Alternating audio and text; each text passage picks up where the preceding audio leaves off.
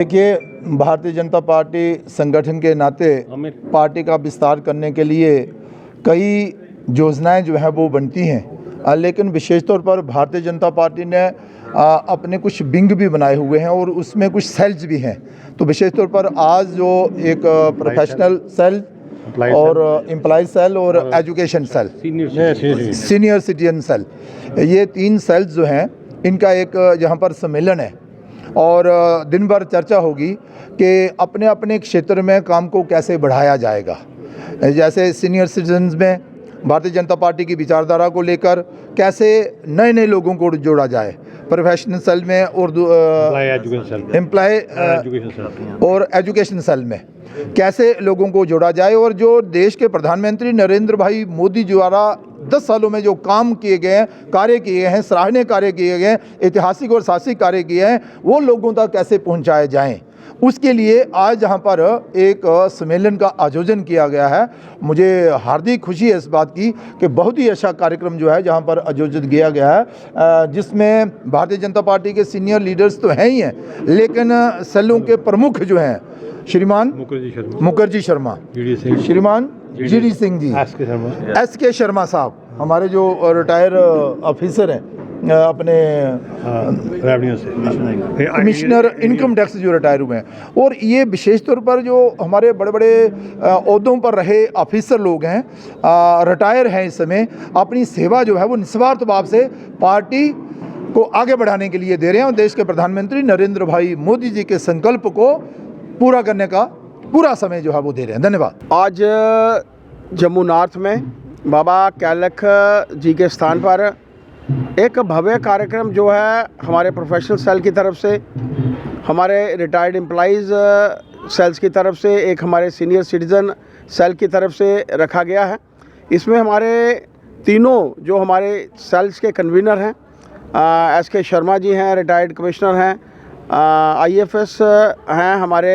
मुखर्जी शर्मा जी, हमारे GD सिंह जी, और हमारे ज़िला के अध्यक्ष ओमी खजूरिया जी, और पार्टी के प्रमुख कार्यकर्ता और इन सेल्स के साथ जुड़े हुए सभी प्रमुख कार्यकर्ता आज यहाँ पर पहुँचे हैं। आज हम सब जानते हैं कि जिस तरीके का एक वातावरण बना है, आगामी आने वाले समय में अप्रैल में और उसके पहले भी शायद हो सकता है, चुनावों का बिगुल जो है वो बज चुका है। देश भर में नरेंद्र भाई मोदी जी के नेतृत्व में लोग जो हैं वो पार्टी के साथ जुड़ रहे हैं, और आज उसी के संदर्भ में पार्टी की विचारधारा इन सेल्स के माध्यम से लोगों के बीच में पहुंचे, क्योंकि आम जनता भी जो है यहाँ पर बुलाई गई है, और मैं देख रहा हूँ कि भारी मात्रा में इन सेल्स के माध्यम से, जिलाध्यक्ष जी के माध्यम से लोग आज इस कार्यक्रम में जो हैं उपस्थित हैं। हम सब जानते हैं कि नरेंद्र भाई मोदी जी के नेतृत्व में जो 10 वर्ष के अंतराल में इस देश को जो है एक नई दिशा मिली है, उसी की तरफ हम सबको जो है वो मिलकर काम करना है। आज देश जहां पर पहुंचा है, आगामी आने वाले समय में जिस तरीके से प्रधानमंत्री जी ने भी कल अपने भाषण में बताया कि आज यहां पर देश पहुंचा है, आगामी आने वाले 5 वर्ष के अंतराल में 100 वर्ष तक हमारा देश कैसा रहेगा, उसी की तरफ हम सबको मिलकर काम करना है। आज यहाँ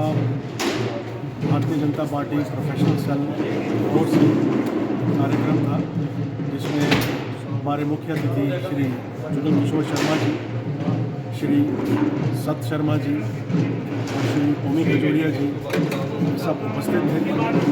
काफ़ी भारी मात्रा में यहाँ लोगों ने उपस्थिति अपनी दिखाई, और यहाँ बताया गया कि नरेंद्र भाई मोदी की जो नीतियाँ हैं आने वाले समय के लिए वो कैसी होंगी। आने वाला भारत जो हमें आज चित्र पहले ही दिखाई दे रहा है, कैसा होगा, उज्ज्वल भारत होगा, उसी के बारे में यहाँ नीतियों के बारे में कहा गया।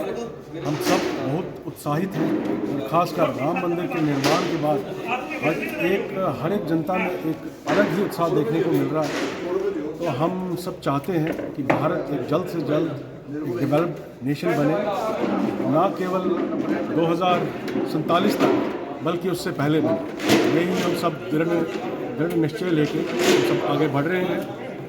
आशा करता हूं कि एक भारत डेवलप नेशन बहुत जल्दी बनेगा। जय हिंद, जय भारत, जय भारतीय जनता पार्टी। मेरा इतना ही निवेदन है कि हर कार्यकर्ता अपना अपना पोलिंग बूथ मजबूत करने का प्रयास करे और अपने भारतीय जनता पार्टी के प्रत्याशी को भारी मतों से जिताकर जहां से फिर सरकार में भेजे। सबसे बड़ी बात जिसको हम आउट ऑफ बॉक्स कहते हैं, आउट ऑफ बॉक्स सोल्यूशन, वो एक आउट ऑफ बॉक्स सोल्यूशन जो था 370 को तोड़ना, 35 को रफा दफा करना और इसको ड्यूटी में लाना। हालांकि हमें कष्ट महसूस हो रहा है इस वक्त, लेकिन मुझे लगता है सियासी तौर पे ये बीमारी जो 70 साल की हमें चमकी हुई है, जिससे जम्मू कश्मीर का बंटाधार हुआ है, उसको ठीक करने के लिए देखा ये जो जगह उन्होंने लगाया है, जो ICU में रखा है, ये भी जरूरी था।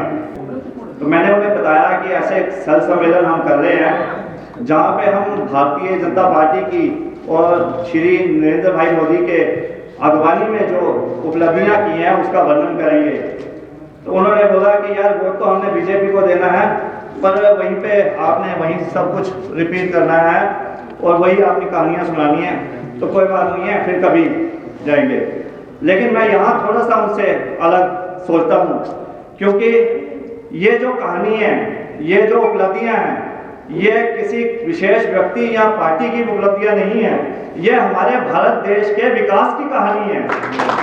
जो हमारे प्रधानमंत्री PM जो नरेंद्र भाई मोदी ने और भारतीय जनता पार्टी ने सिर्फ आप लोगों के सहयोग से लिखी है। 1947 के बाद इतनी सरकारें आई, क्या ऐसा हो गया कि पिछले 10 साल में इतनी प्रगति हुई, उससे पहले नहीं हुई? यही लोग थे, यही साधन थे, क्यों नहीं हुई? उसका कारण ये है कि अब की गवर्नमेंट में, नरेंद्र भाई मोदी जी के सरकार में नीयत साफ है। जब नीयत साफ होती है तो नीतियां भी साफ होती हैं, और जब नीयत और नीतियां साफ होती हैं तो प्रोग्रेस ऑटोमेटिकली होती है। ये कार्यक्रम हो रहा है, SK Sharma ji professional cell के हमारे कन्वीनर, रिटायर्ड एम्प्लॉय सेल्स के हमारे convener Bhupathi Sharma ji, senior citizen sales के JD जी इस कार्यक्रम में उपस्थित।